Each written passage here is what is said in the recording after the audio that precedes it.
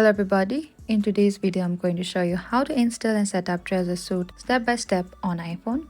Trezor Suite is the official used to manage your Trezor. It allows you to store, send, receive and track cryptocurrencies securely while keeping your private keys offline on your hardware device. Now with improved mobile support, you can use the Trezor Suite on iPhone to connect your wallet, manage assets and monitor your portfolio more conveniently. Setting up correctly ensures both security and ease of the use. First, you need to open to your App Store. Over here on the bottom, we can find there's an option for the search bar. Tap on the search bar and type down Trezor and search for it here. And you need to look for the official app by the Trezor here. We can find this Trezor Suite in the green screen. Tap on the get beside it and you need to double click to install it. It will authenticate by your Face ID installation or your password as well and wait for the app to download. And after that, you can open it once the installation is finished.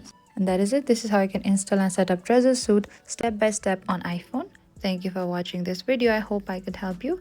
If you have any queries or confusion, please comment down below and we will reach out to you very soon.